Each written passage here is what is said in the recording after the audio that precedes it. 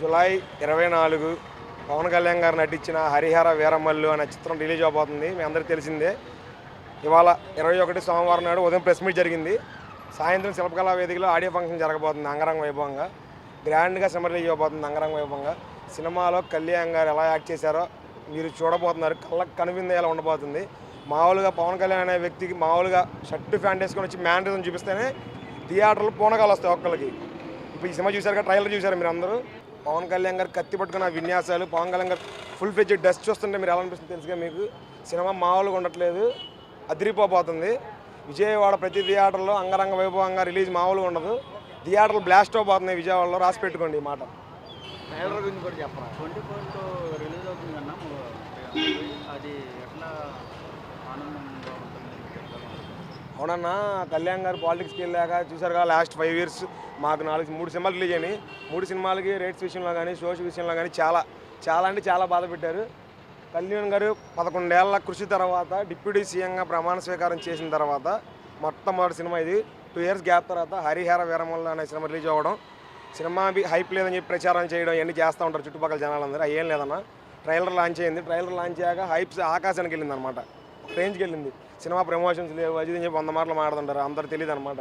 కళ్యాణ్ గారు 2012, 2013 అజ్ఞాతవాసి, సర్దార్ గబ్బర్ సింగ్ టైంలోనే విజయవాడలో అన్ని థియేటర్లో బెనిఫిషియల్ పడ్డాయి అనమాట. అప్పుడులోనే బెనిఫిషియల్కి హైక్ పెట్టి సినిమా గాంధీనగర్ మొత్తం అల్లకలాడిచిన థియేటర్ ఇది అనమాట, ఇక్కడ సెంటర్ ఇది. అది కళ్యాణ్ గారు డిప్యూటీ సీఎంగా ప్రమాణ స్వీకారం చేసి వస్తున్న సినిమా ఎలా ఉంటుందంటే మీ అంచనాలు ఊహించుకున్న అంచనాల కన్నా ఎక్కువ అందుదనమాట.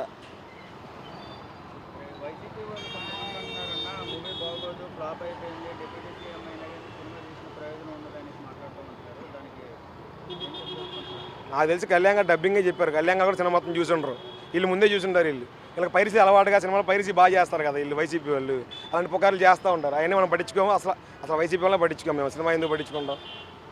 జనసేన అధినేత పవన్ కళ్యాణ్ గారికి ఇప్పుడు వస్తున్న మొదటి చిత్రం అండి ఇది. ఇప్పుడు రాజకీయాల నుంచి వచ్చిన ఫస్ట్ సినిమా ఎలా ఉంటుందంటే అందరూ అది సినిమాని ఫ్లాప్ చేద్దామని చెప్పి చాలామంది చూస్తున్నారు. అలాంటి మంది ఎంతమంది వచ్చినా సరే పవన్ కళ్యాణ్ గారి కాలు గోటికి కూడా సరిపోరని చెప్తున్నానండి. ఇక్కడ మా అన్న పవర్ స్టార్ పవన్ కళ్యాణ్ గారికి తిరుగులేదండి. అసలు ఇలాంటి సినిమా మళ్ళీ నెక్స్ట్ కంపల్సరీగా చాలామందికి చూడాలని చెప్పి నేను కోరుకుంటున్నానండి.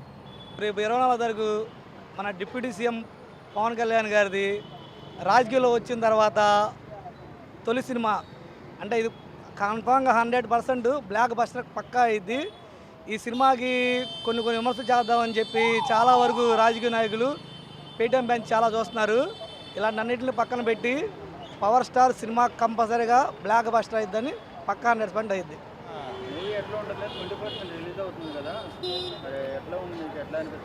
ఎట్లా అనిపించడం ఏంటన్న, ట్రైలర్ మొన్నటి దాకా హైపే లేదు. ట్రైలర్ చూసిన తర్వాత పీక్స్ తీసుకెళ్ళారు దాన్ని. ట్రైలర్ చూస్తేనే అర్థం అవ్వట్లా. వింటర్ కూడా పేకలేరు అన్న, వింటర్ కూడా పేకలేరు. జాతర